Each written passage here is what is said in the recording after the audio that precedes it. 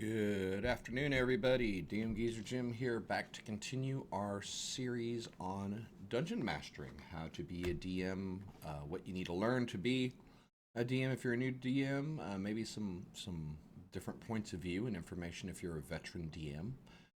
So yeah, continuing along, this will be episode 3.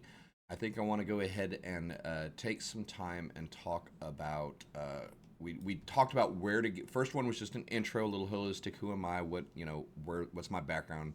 What's the main important things to me in regards to setting up a table? The second one, we kind of went into where to look for rules. I could run 9 hours of videos reading the rules to you. I don't necessarily know that that's what you're coming to me for. If you are, leave a comment, and I might do that. Happy to generate content that people will absorb and is useful. So, that being said, we're going into our episode 3 here. I wanted to move forward one step from where we were and look at combat stat blocks. We're going to discuss actions, bonus actions, reactions, action economy, initiative. I want to just spend a few minutes talking about the concepts of combat. The next episode, I'm going to set up a mock combat. We'll have a couple counters of VTT map, and we'll go through an actual combat. But I want to present the terminology and the concepts first, so we can kind of talk through them and absorb them and look at some source information for each of them, as well as making sure that the items are fresh in your mind before we go into an example phase. So episode 3, the basics of administering combat, the rules that you need to know, and the important facets.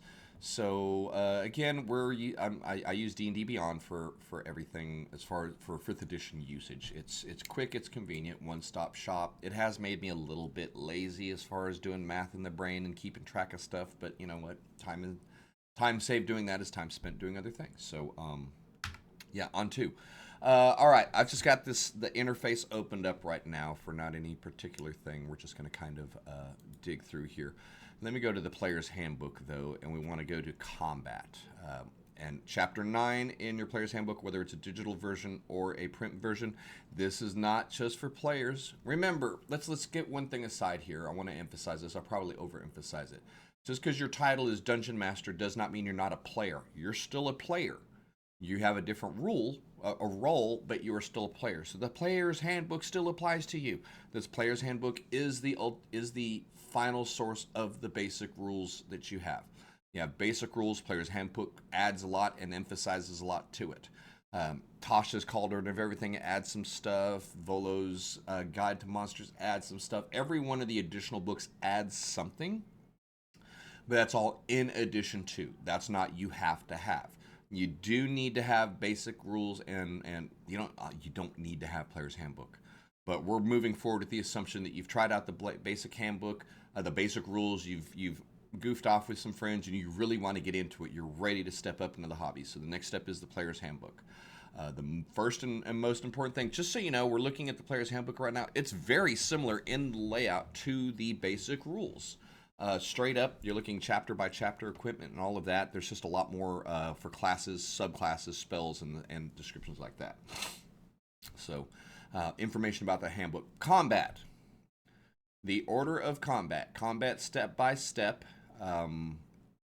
Combat seems to be the thing that scares people a lot. And honestly, we spend a lot more time. It's like you'll fight an 18-second combat, 3 rounds of combat that takes up an hour of your session, and then we spend the other 2 hours covering 500 miles of travel. I know that's a little bit of extreme, but you kind of get my point. A lot of our time playing Dungeons & Dragons and any other TTRPG is spent in combat. So let's start with those rules. Let's really kind of do an in-depth dig. The order of combat is determining surprise, establishing position. You need roll initiative, take turns, and then repeat. Okay. The first 3 steps happen at the beginning of a combat encounter. Everything else is a repetition from there. Determining surprise. Does anyone have surprise? Now, I'm going to spend some time on this. Surprised is considered a condition.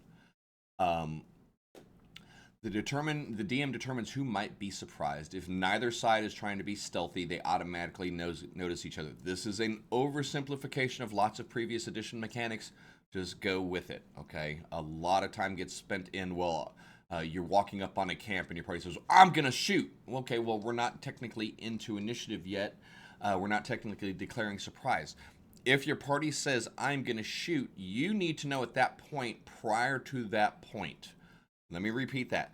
Prior to the point of the party having the opportunity to declare anything, you as the dungeon master need to be aware of the surprise condition. Did the party make noise coming through the woods, or did they make efforts to move stealthily through the woods?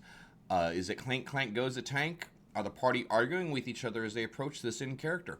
All of these things you need to educate and decide that, okay, this group of bandits sitting at the fire heard the party from 50 feet away. They're aware. They may not be setting up an ambush, but there's no way the party gets surprised.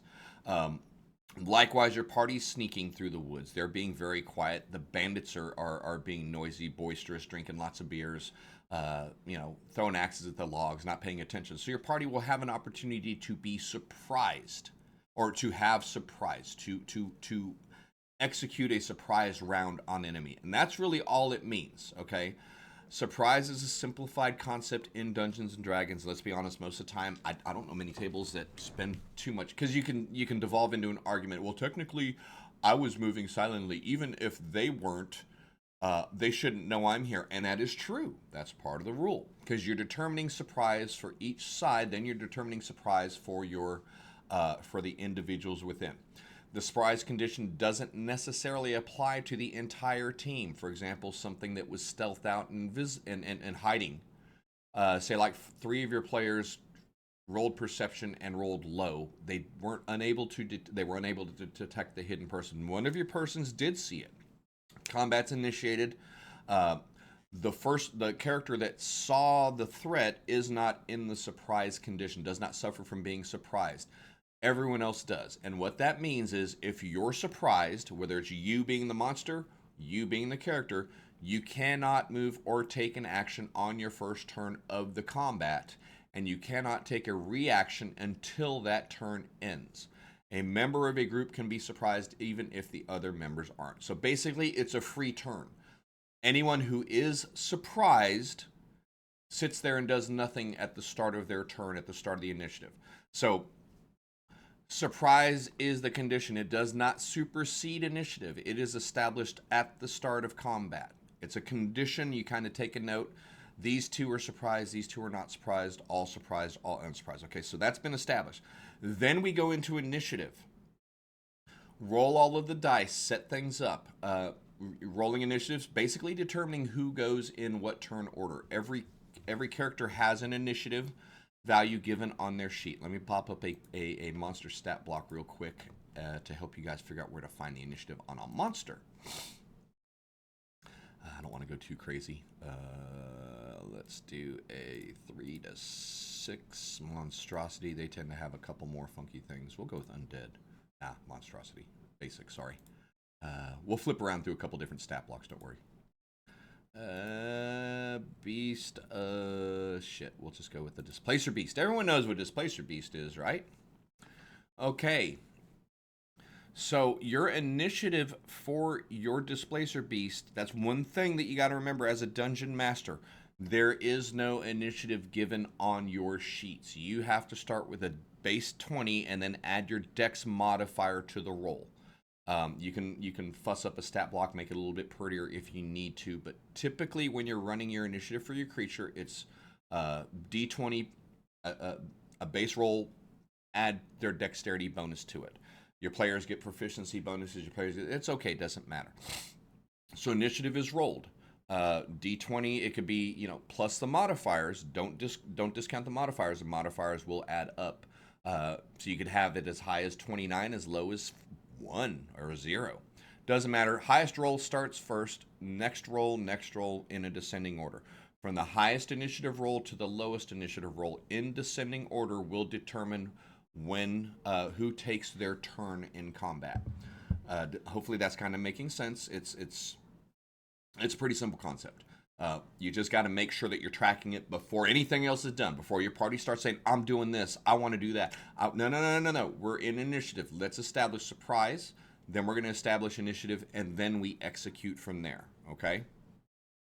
You roll d20, add your dexterity bonus as a monster, as the dungeon master. Your players will roll their initiative based on their initiative modifiers on their character sheet.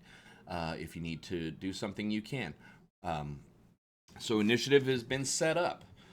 Initiative determines the order of turns during combat. Every participant makes a dexterity check, which is what I was describing. Players have proficiencies and feats and things like that can add into it. Don't worry about that right now for you as the dungeon master running monsters. Now, one thing to remember, two things. Number one, ties. If the players tie, I do a house rule. Whoever's got the highest dexterity goes first. You can have them re-roll, and the highest. That's probably the easiest way to do it. Is just have them re-roll, and the highest roll goes. And just if they tie again, it goes from there. Don't use modifiers at that point. Just roll a flat d20 to split it up. Now, one caveat on initiative, and we'll talk about this when we do a simulated combat.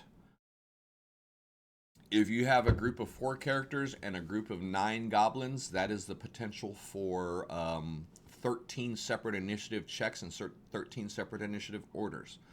That's the most realistic way to run it. Assign every creature their initiative. But for the purposes of time, the DM's guide will suggest that you break your 9 goblins into 2 smaller groups and assign each of them their own initiative.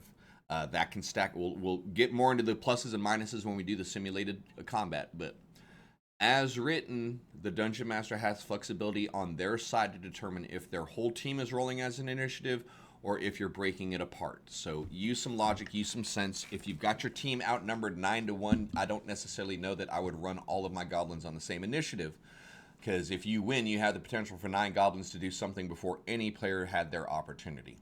So from a DM standpoint, I would break it down into 2 or 3 groups, lowering the lethality, pretending that you win. This is all head math that you need to do. If I have 9 actions before they get to do anything, I'm going to jack a brother up. I don't necessarily want to do that to my group.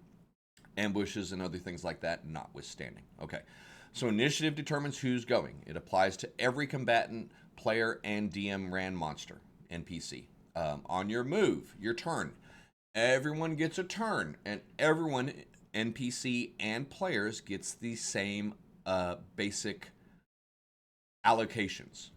You can move up to a distance of your speed and take 1 action.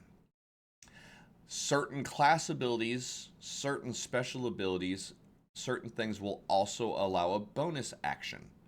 Certain other things will trigger a reaction. Those are the 4 things that happen during a turn, during anybody's combat turn, player or NPC. You have movement, you have an action, you have a bonus action, and then you have the potential for a reaction. Not everyone will get a bonus action all the time. Not everyone will get a reaction all the time. We'll get into the specifics of that, okay? An action, I've actually pulled up a little cheat sheet that I made for combat actions. You can do attack, cast a spell, dash, disengage, dodge, help, hide, ready, search, or use an object. Let me kind of zoom in on this little cheat sheet that we got going on here, okay? Ability checks. I would suggest, honestly, if as a dungeon master, make your own cheat sheet. It reinforces in your brain. It's almost like taking notes. It's a reinforcement of principles that you have to have. If you have a bunch of brand new characters, brand new players, not characters, brand new players to the table, it may not hurt to make a cheat sheet as well. You can go download hundreds of different models off of, Google it, D&D cheat sheet. You're good to go if you want to go that route. My personal opinion, talking dungeon master to dungeon master, take the time to make your own. Reinforce the rules in your head as you write it up for yourself. You include what you need. You don't have a bunch of extra crap that you don't need. If you remember something in your head, you don't need a cheat sheet for it, right? So that's just my editorial opinion. Make your own cheat sheets, guys. They take a little bit of time, but they reinforce the rules in your head. As you're making it, you're like, oh, I don't need to put down about saving throws. I remember how that works.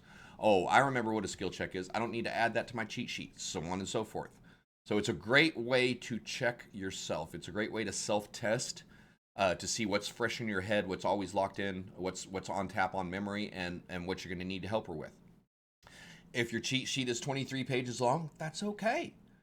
That's supporting what you need to do to run your combat encounters accurately and smoothly, more than anything. So, again, I kind of re-established a lot of the norms within this cheat sheet, determine if there was anyone surprised, establish your positions, make sure who's where on the map. A lot of time players will say, well, I'm going to hit that guy. You're at the back of the line. That is the second step of it, is establishing the positions on your map. Even if whether you're playing with a virtual tabletop, playing Theater of Mind, no, you're not within melee range. The room is 30 foot by 40 foot. You literally just walked in the door. You'll have to move before you can do that. Don't let your players suddenly put themselves on the map wherever they needed to be before initiative started. That rolls back into the whole surprise thing. That rolls back into the hostile action phase. Now, a little editorial. If you're a new dungeon master with a brand new group and you're kind of getting used to each other, this is going to sound a little bit tedious, and it is, but run initiative for everything. Make sure that everyone in your group has a turn, whether you're discussing a dialogue tree, whether you're working your way through combat. That will kind of help manage the stronger personality, the guy or the girl that forces everyone else becoming a spectator. We're going to talk about that, table etiquette and all of that, but remember this conversation when we have that. Using initiative for dialogue, using an initiative for exploration, using an initiative for combat, make sure that everyone gets a turn during something. A lot of times you'll have a group roll up and in a dialogue encounter, their smart ass in the group runs their mouth and your DM says, all right, F you. 4 other people lose out because the mouth of the group ran their mouth. And, that kind of sucks. Until you establish a good rapport, maybe consider using an initiative for your dialogue as well. And if someone doesn't want to talk, they don't have to participate. But at least that makes sure everyone has a go before the consequences of an action are processed. But anyway, back to combat. Sorry. I warned y'all at the start of the series, dungeon mastering is so much stuff. It's all intertwined. It's this big-ass spaghetti bowl of connections. So we are going to cross back and forth in themes a little bit. I apologize. It's impossible not to. So we've determined our surprise. We've established our position. We know who's where on the map, who's close to who's standing in how many of my characters are standing in a 30-foot circle, how many of my enemies are standing in 5 of them abreast in a nice long line. However you need to make sure everything is established before you roll your initiatives. Roll your initiatives, start the round. The highest number goes first. Remember, I'm going to go ahead and zoom in on this. This is a good, same thing in the player's handbook, maybe a little easier to read. Move in action. Caveat, this does not mean you have to move, then you have to take a main action, then you have to take a free action, it is not. These things happen in any order that the player wants to execute it in. They could use a bonus action to cast a spell to give themselves a self buff. Then they could move 20 of their 30 feet as their move action, take their main action to attack, and then use another 10 feet of movement to go to the next target. That's a perfectly legal move. They used one movement action. You don't have to use all of your movement at once. You can split your movement. You'll see something when leaving an enemy's range to provoke an act of opportunity. We're going to get to that in reaction, okay? The main action. Declare what weapon you're using and declare a target. Then roll the d20 and add your attack bonus. Tell the DM and they'll tell you if you hit the target. If you hit, roll damage dice of the weapon and add the bonus damage with that weapon. I should have said bonus damage, not ability modifier, because it is proficiency plus ability modifier in some cases. It can add up a little bit more. So your attack roll is d20 plus attack bonus if it meets or beats the armor class. Remember, meets or beats. If the armor class is 12, a 12 or higher, meets or beats, succeeds in a hit. Damage roll equals the weapon die roll, which remember in episode 2 I talked about making sure you're familiar with the weapon table in the player's handbook. This is where it comes back. Most of the time when your player is hitting something, they're using a weapon to interact with the world, an item. You need to know what the damage of that weapon is. D&D Beyond takes care of the math for you. Here, let me just pop up a sheet real quick while we're just running my mouth on this. As I've got a cheat sheet open. Let me go to mock characters here. I'm going to bring up my character in play right now. Shit. If the interweb wants to cooperate with me, we're running a little bit slow today. Where's my boy? This is my current active character. Normally I'm a dungeon master, but this is actually a level 7 variant human cleric, grave cleric, legally built, completely 5e compliant, no homebrew allowed, yada, yada, yada. Okay. So if you're using D&D Beyond, all of the stuff is built in for you. And this is available for free accounts too. This leads to laziness and bad habits, but if you're concerned about remembering every damn thing in there, use D&D Beyond, Roll20, one of the other tabletop emulators will auto-load all of the stuff. So if I'm using my Lightbringer mace, I'm getting 1d6 plus 3, which is going to be the plus of the weapon and the plus 2 for my strength for damage. I do not get weapon proficiency bonuses on my attacks because I'm not a fighting class. I'm a magic guy. So all I'll get is my raw strength modifier, okay? Dumb, no charisma, but combat capable cleric, man. Guiding bolt. So this is my plus to hit. Every attack's going to have the plus. As we refer back over to here, a weapon's ability attack bonus. Now, determining your attack bonus for a character comes down to proficiency with the weapon and modifier from the attribute adds up to your total. Plus your weapons if it's a magic modifier. What am I talking about here? You're talking a bunch of shit. Okay. I've got a +5 on my staff of healing. Okay. +5 to hit. I have a +2 for my strength. And I have a, where's my proficiency number? Sorry, proficiencies in languages. Nope. Oops, sorry. I believe my proficiency is 3 right here. Duh, right in front of my face. +2 to +3 gives me my plus to hit, +5. Okay. Lightbringer, I get a +6 with because it's a +1 mace. Magic is handled differently. Magic is due, and we're going to talk about establishing all of this stuff when we do spells. Don't try to read too hard into it. Understand that the spell attack works the exact same as your melee attack. It's the numbers that make it up come from a different point, but for practical application of rolling the dice, spell attack bonus works the exact same way as the melee attack bonus. So don't stress out on that. But I do have a spell attack that's reflected in all of my spells. So if I'm running D&D Beyond, I click that button, I roll the die, and it does the math for me. Die roll plus modifier equals 23. Do I hit him with the 23, DM? No, you don't. What the fuck you mean I hit with the 23? I'm kidding. It happens. But voila, you hit. How much damage? Now, normally I would do 4d6. If you're playing tabletop, you just got to look it up. It'll reflect on your sheet, but you're still going to have to roll the physical dice. If you're playing VTT, click the button. Voila, dice are rolled. Man, oh, that's a shit roll, man. Ew. Yeah, that's average. Technically, that's right. That's slightly right above average. That's funny. When you play with dice enough, you start realizing that the median truly is the median. The mean and the median and the averages all work out. Anyway, so this is an example of a character sheet through Dungeons and Dragons D&D Beyond. You can make a sheet in D&D Beyond, push print, take it to your tabletop. You can use, and technically this is the official character sheet for Dungeons and Dragons. Wizards of the Coast owns the site, so everything is accurate to that as well. So your character sheet's going to look a lot like this, whether you're playing virtually or in front. So I'm showing you this so you can help your players when they're saying, where is that on my sheet? If you're using digital, remember it's on actions. Anything that is a legal action, bonus action, or reaction is reflected here. D&D Beyond does a good job of helping you helping your players learn stuff. There's stuff that goes above what's here, but there's nothing that goes less than, if that kind of makes sense to you. Okay, so anyway. Well, shit, I'm just going to keep Chucho's sheet open while we flip back and forth. Cast a spell. Okay, so we talked about action. Main action, everyone gets an action. A lot of times people think I get an action and I get an attack. No, your action is I'm going to do something. I may attack. I may cast a spell. I may make it harder. I may go into active defense so people don't get to hit me as easily. That's your action, okay? At certain levels, you get more than one attack when you use an action. Okay, that's reflected in the character sheets. That's reflected in the stat blocks of the monsters. That's reflected directly. It's never going to be ambiguous if you get more, if anyone gets more than one attack.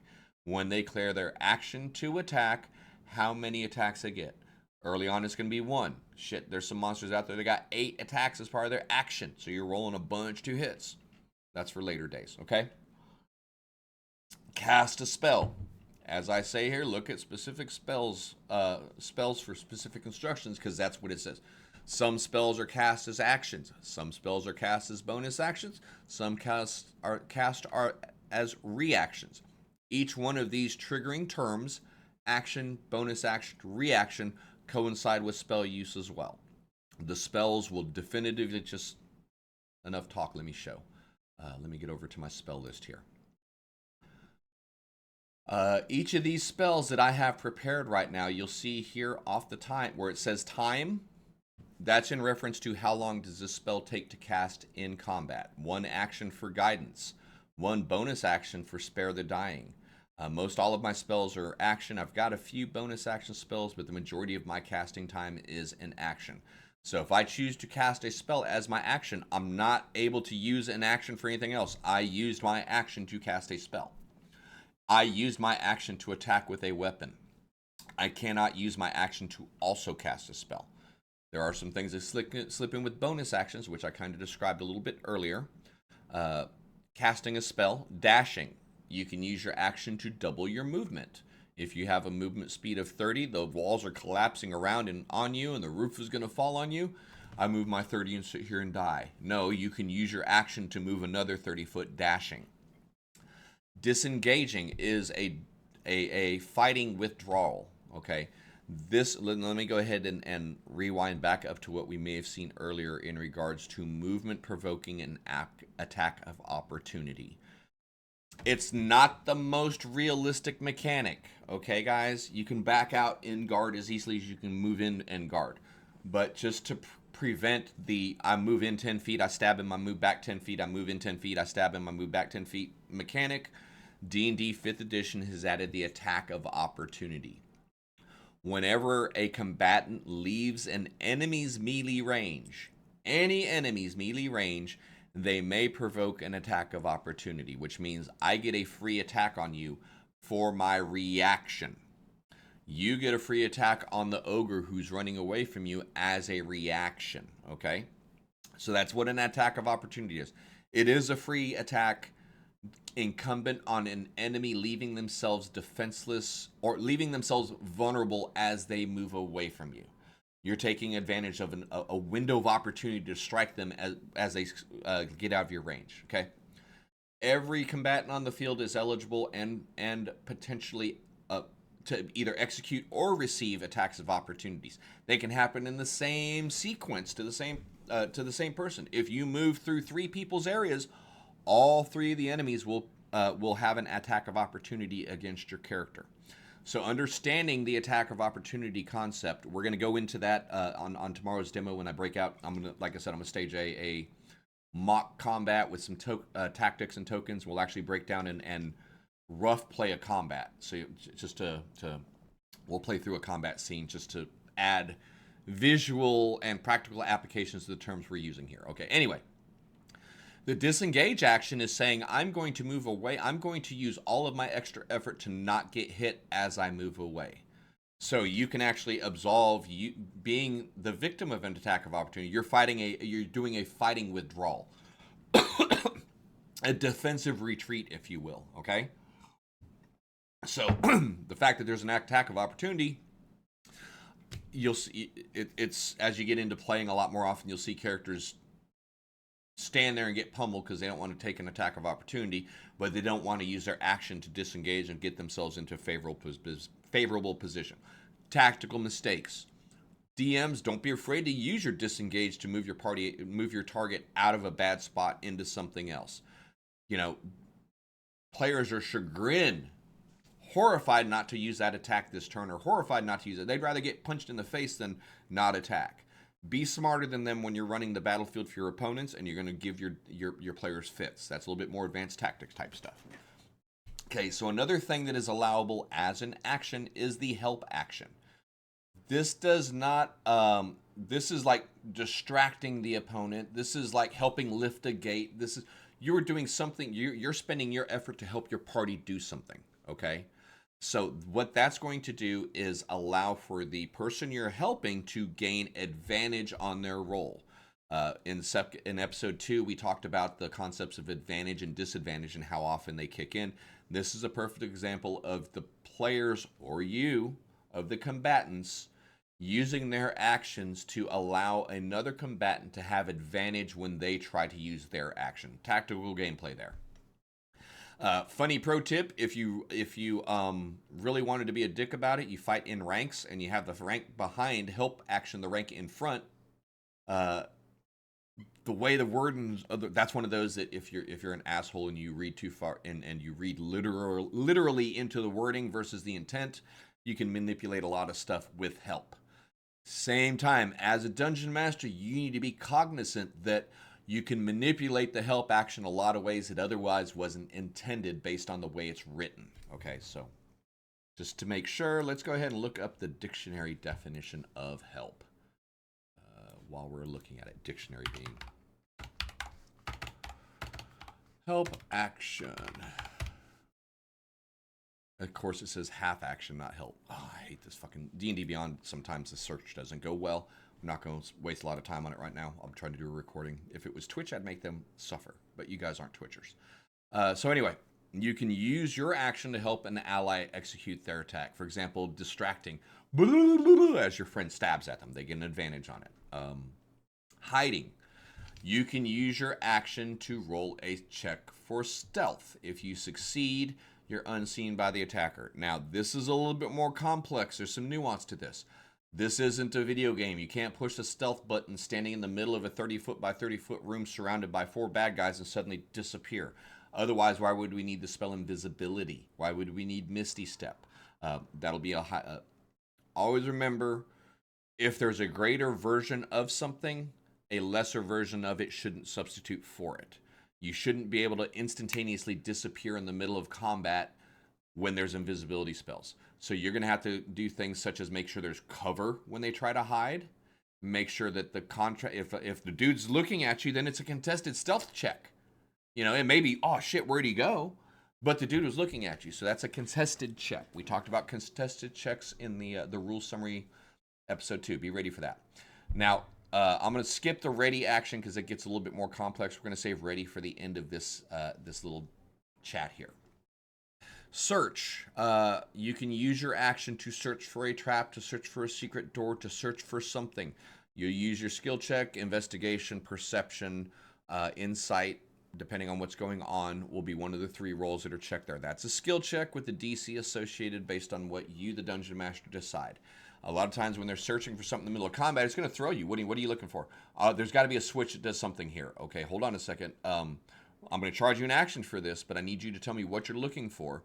So that way either you know it ain't there, or if you want to reward your character, you can have that switch there that drops a portcullis because they were clever and thought about it. Flexibility and adventure design, discussed on another segment. But yeah, search is a definitive action.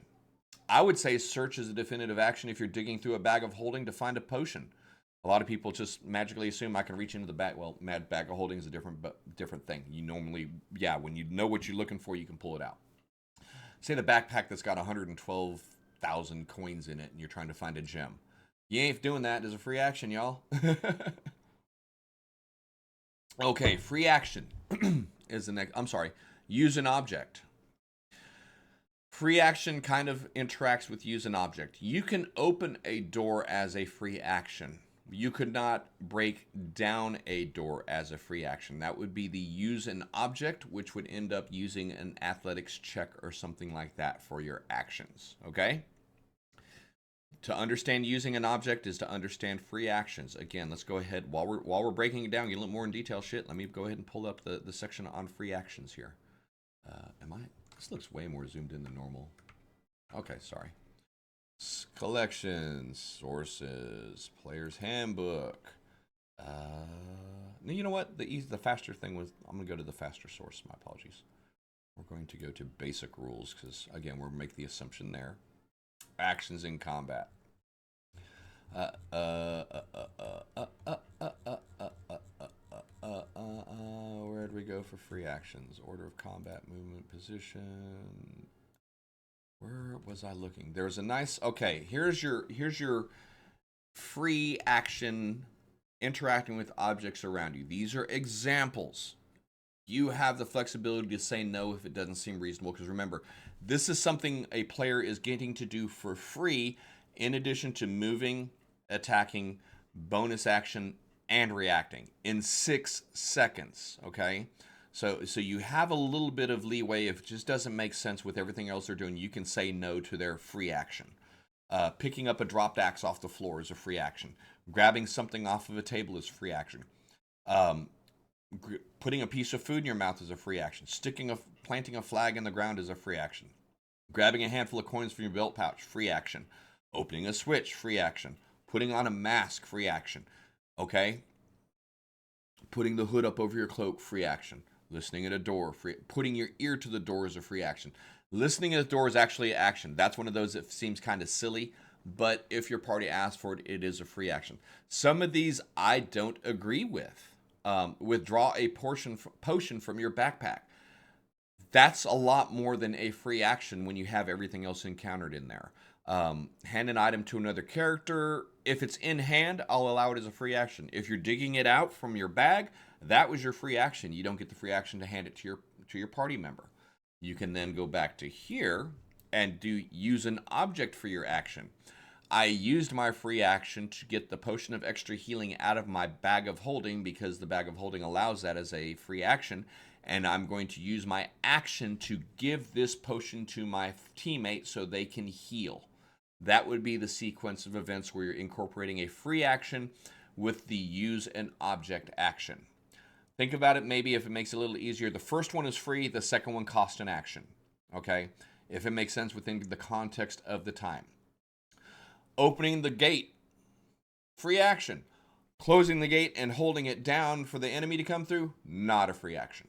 Okay? So, bonus action. As we go, a free action, briefly shout commands or words. Conversations are not free actions. In the name of the king of Govan, I demand that you all cease your combat immediately, and I'm going to count to 10, and if you don't stop fighting by the count of 10, I already blew past 6 seconds and run of my mouth there, much less counting to 10, right? Brief shouts. Drop it. Surrender. Go. Duck. Oh my God, it's going to eat me. Those are free action words, okay? Keep those kind of things in mind. A lot of times, especially when you're in a mixed combat roleplay situation, the dialogue kind of runs long. And as a dungeon master, I don't want to shut down my player because they're in the moment, they're in the field, but we're in combat. We have a pace and we have a pace and a flow that we're trying to maintain. So that would be an instance where you say, okay, hold on, you're going out of free action territory into using your action to communicate. Do you want to do that? Instantaneously, if the player's committed to it, they can say yeah. And they can use their action to finish their dialogue, and you can maybe give them a persuasion or intimidation check if you're so inclined. That's up to you. Because they're using the action, maybe reward them. If they say, oh, no, never mind, I don't want to do that, then as a dungeon master, erase everything that they said as part of their little diatribe before you caught them. Cool?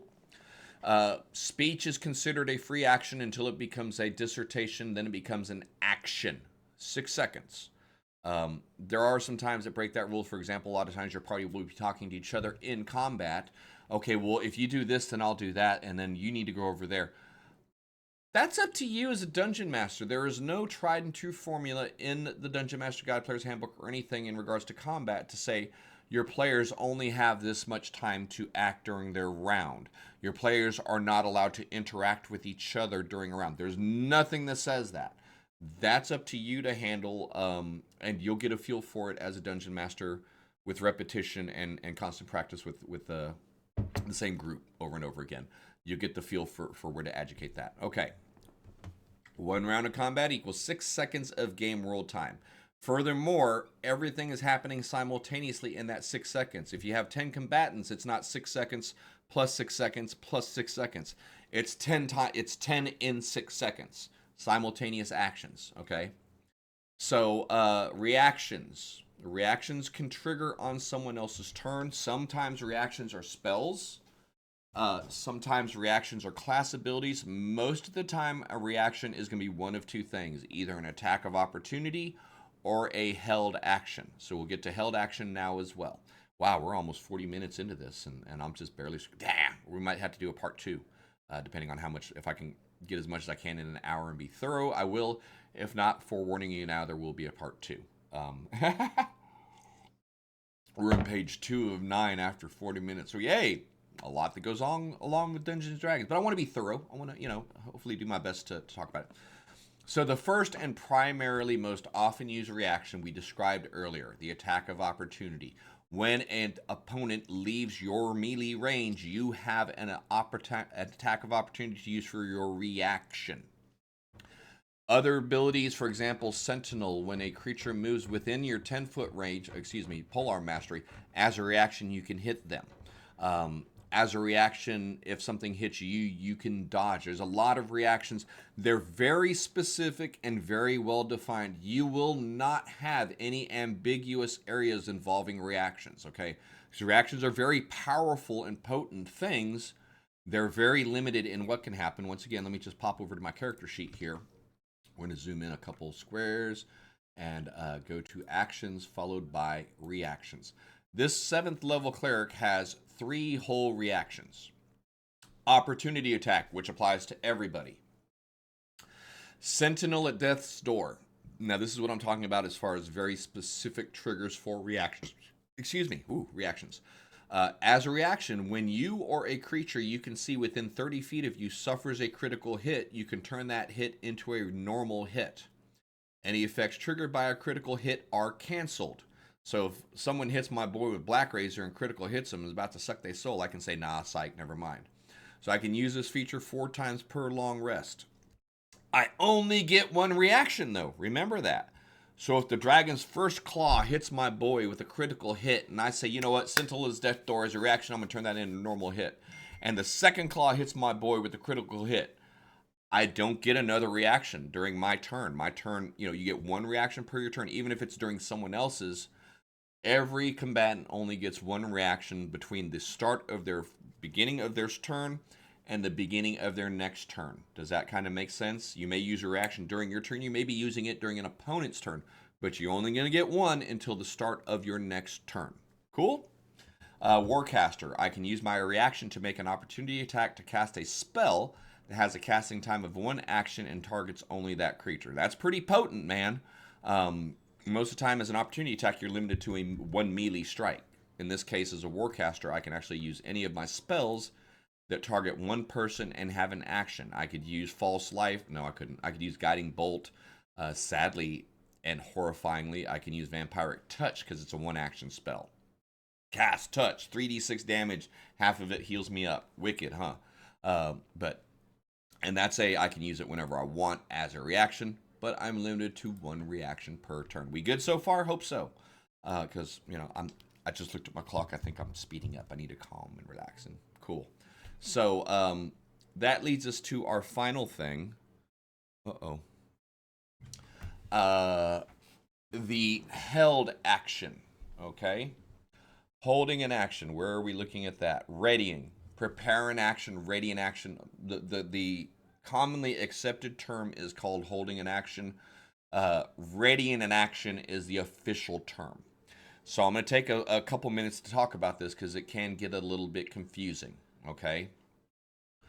Readying an action will immediately end your character's turn when you declare it. Their character's turn. I'm going to ready an action. Whenever someone walks in that door, I'm going to shoot them with an arrow.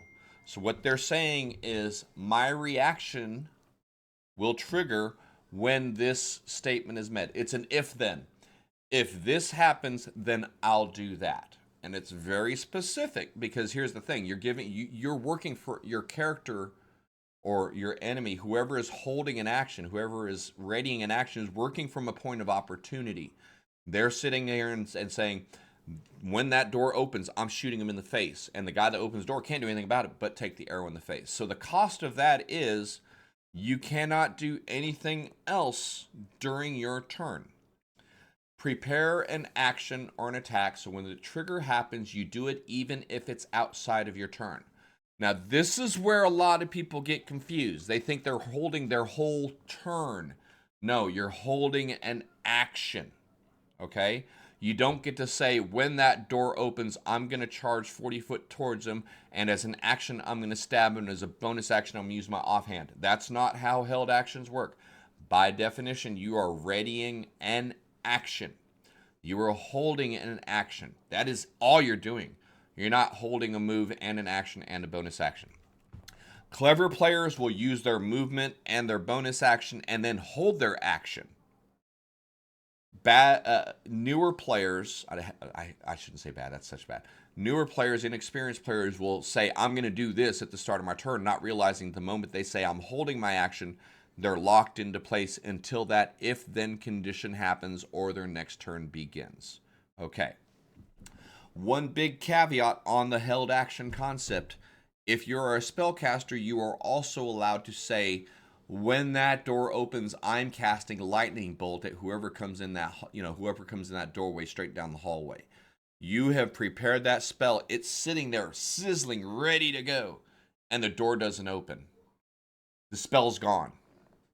You can't just eternally hold a lightning bolt in stasis for that moment to happen.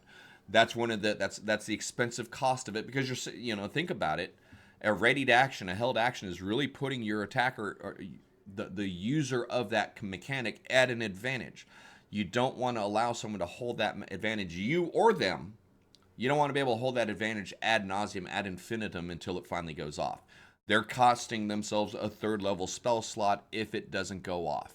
So there is a balance point in there as long as you remember to enforce it. A lot of times casters new to the thing think they can hold an action, hold a spell just like they held an attack. They don't realize that, for example, if the dude shoots at me, I'm going to cast Mage. Well, that's a bad example because shield is a reaction. It automatically, you can use, as a reaction, I'm going to use cast shield and stop myself from getting hit. That's a trigger spell as a reaction. We talked about that a little bit earlier. We'll get into a lot more depth on that when we get into spell use. Spell use is going to be probably 2 or 3 sections, man, before warning you now based on the pace that we're going here. Okay. Hopefully we don't have any questions. We talked about attacks. We talked about actions, using your action to attack, to cast a spell, to dash, to disengage, to dodge, to help one of your allies get advantage on something that they're doing, potentially hiding, being able to hold an action, readying something for a trigger, the if-then. And you got to be really specific on that, DMs. Make sure that your characters are specific about the if and then. I want to attack the next person that comes near me. Is that it? Yeah. If you want to be a dick, that means you're attacking your friend because it came near you. Well, that's not what I meant. We got to be specific because it goes both ways, y'all. So make sure that's where a lot of rules lawyering and wrangling happens in arguments about readied action versus held actions. Understand it early, read it, reread the section, play a couple hypotheticals out in your head. We'll do one of those demos during the combat. I'll do that. Demonstrate it during the combat setup, the VTT setup. Okay, cool. Reactions. We talked about reactions already. All right, so this is the end of my combat section here, right? Yay! Death. The last bastion of it, okay? Everything we've talked about has been holistic, quote unquote. It's been kind of high level strategic concept, but that's not hard to apply. My armor class is 18. If a monster tries to hit me and they roll a d20 plus 7, we'll say they roll a 23. Yeah, I've got a tough ass cleric. All clerics should be tough, man. If you ain't wearing heavy armor, you suck as cleric. That's just me being opinionated. My apologies.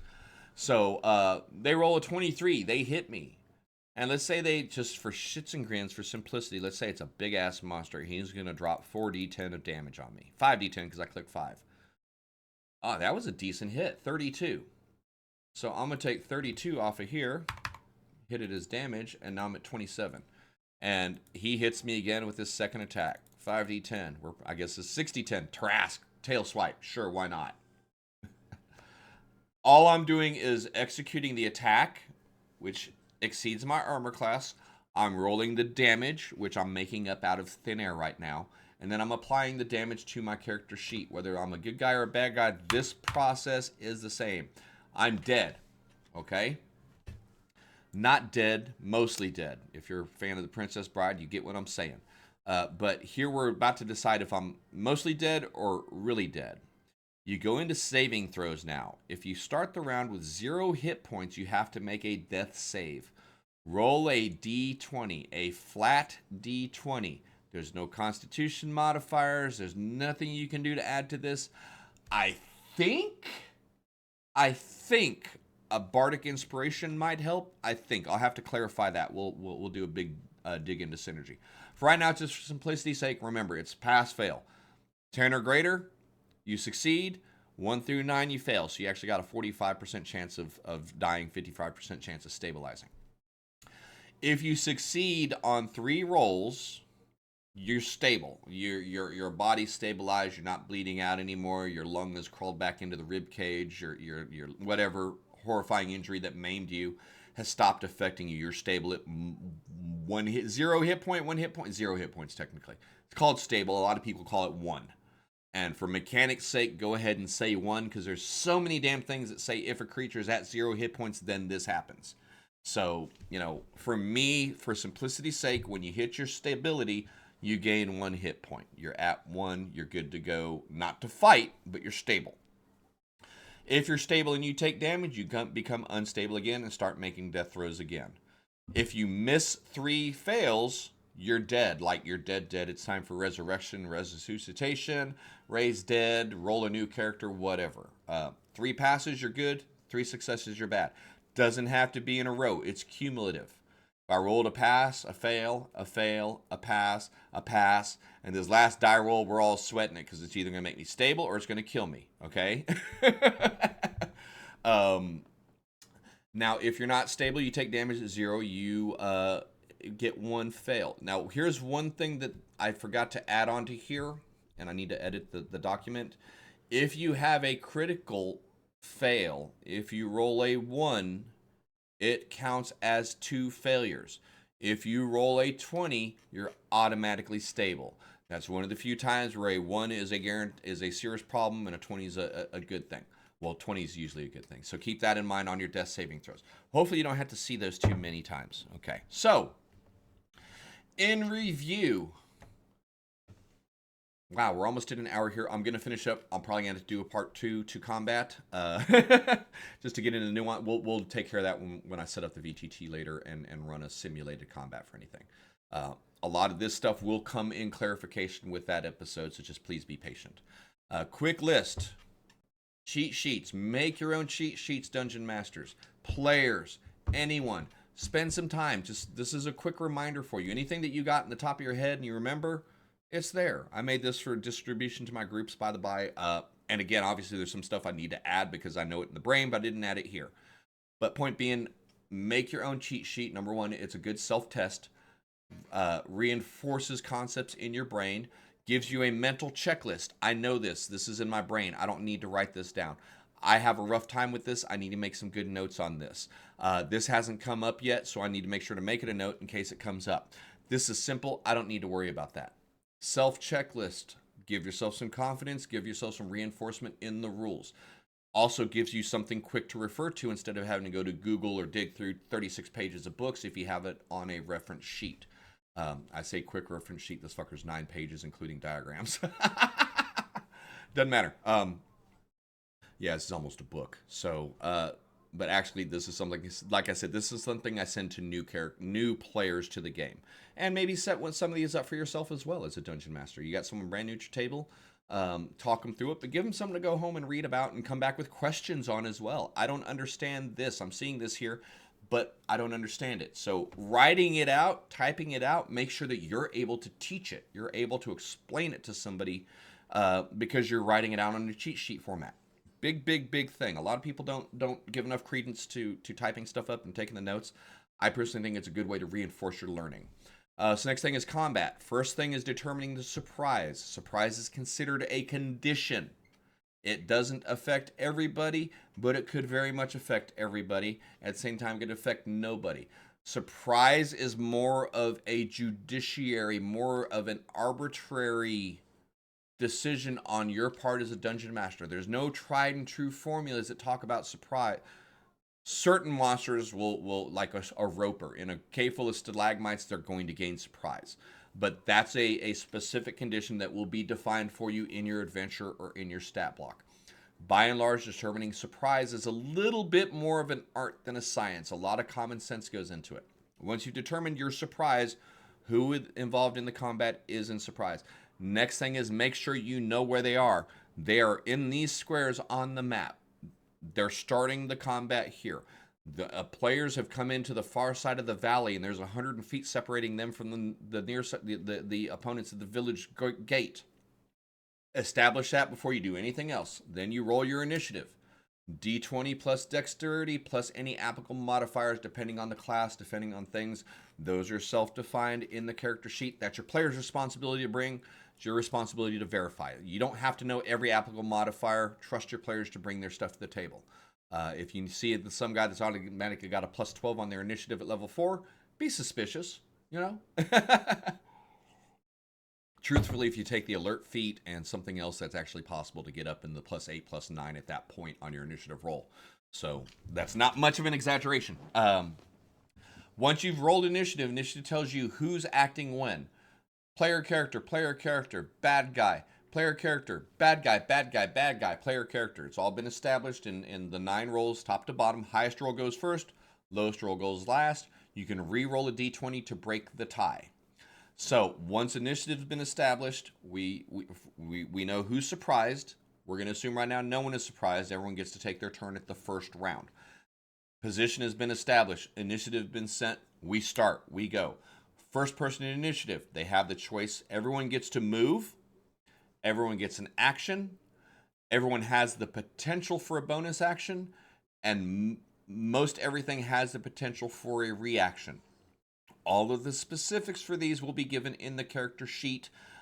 We could run an entire freaking hour-long chat talking about the inner, and we may do that. We'll see. But for right now, I'm just going to kind of leave it at this altitude. All of this stuff is also in the player's handbook, is also in the basic rule set.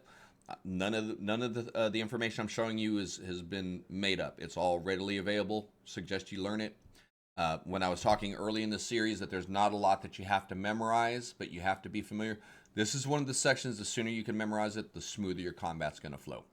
You never have to memorize it, but you damn well better be familiar with it and able to look things up to clarify. Because combat happens a lot in Dungeons & Dragons. Okay, so we've talked about the action. What constitutes an action? An action is, I'm going to use my action to blah. It's not separate from an attack. In order to attack, you have to use an action. In order to cast a spell, you have to use your action. Make sure not to get yourself mixed up in those.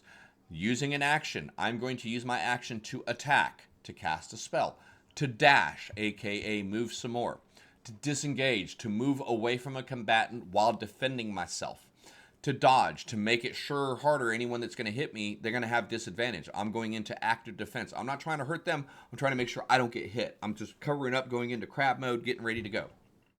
Help. My boy over here is a way better shot than me, or he hits harder. I'm going to distract this guy that I'm standing next to with my guy standing next to him so he gets an advantage on this. Oh shit, we've got to get that drawbridge down before the lava flows up. I'm going to use my action to help homeboy drop the winch so he gets advantage on his check, okay? Hide. Hide is completely dependent on cover and stealth check and contesting. You cannot use your hide action if you have no cover and you are fully visible in front of everybody's face. That's a misunderstanding that's come over from video games. It's still something that I see a lot of people struggle with in 5th edition. Stealth in D&D is not stealth in World of Warcraft. It's not stealth in Skyrim. It is not the same thing. Understand that when you're doing a hide, okay? Matter of fact, if you hide and you move, you're going to break your own stealth. Well, potentially. Ready. Readying an action. Holding an action. Same thing. Deciding to set up an if-then formula that will end your player's turn to set forth the if-then condition. If that doorway opens, I'm shooting at whoever walks in the door. If my friend gets hurt anymore. If he gets hit again, I'm going to use my action to cast a Cure Wounds spell on him. You cannot combine move and action into a held action. And a ready/held action is one specific if-then condition. If this happens, then I'm doing this. It can't say if this happens, then I'm moving and then I'm attacking. No, no, no, no, no, no. Make sure you're clear on that.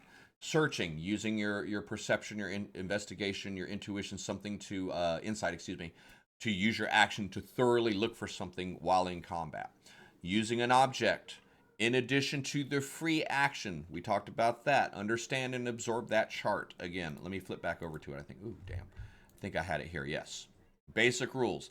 Examples of free actions. Anything more than that one free action will require your player to use their action to continue the interaction. I'm going to use a free action to get a flask of a potion of healing out of my belt.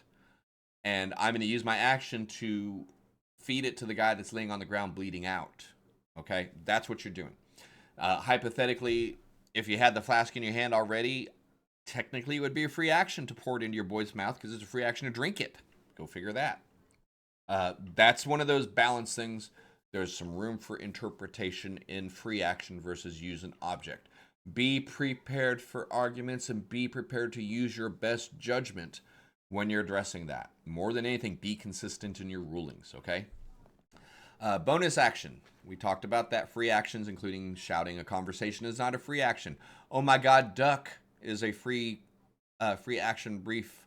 407 years ago, when our founding forefathers came, and that's not a free action chat. That's using your action to give a speech. Make sure you're charging that. Okay, cool. Reactions. If something reaction is kind of an if then that everyone has. If this happens, you can use that as your reaction. Remember, everyone gets opportunity attack as a free reaction. You only get one reaction during your turn. The start of round 2 to the start of round 3, I can use my reaction anywhere in there, including someone else's round, or someone else's turn, but I only get one. I don't get to do an opportunity attack 4 times against 4 separate opponents, because I only get one reaction, okay? Cool? Reactions have been covered. Death saving throws. If everything else goes sideways, you die. Your character hits the ground. You roll the D20 on a 1 to 9. You get closer to death. On a 10 to 20, you get closer to life. Man, that's a quick, dirty summary on the terminology of combat. A basic understanding of what you need to do. What you need to at least gain mastery of. I know, there's so many nuanced, different little examples. You could say, what about this? What about that? And you will say, what about this? What about that? As you go through Dungeons & Dragons. You don't need to know all of that for day one, guys. You need to know what I've talked about during this session. You need to know about combat according to the basic rules or player's handbook, whichever one you want to prefer. This is all the same information presented in different ways. This is need to know. Knowing every monster from A to Z is not need to know. Remembering every spell that's ever been made in Dungeons & Dragons is certainly not need to know. Understanding the difference between an action, a bonus action, and a reaction is need to know. Understanding how a held action works is absolutely need to know.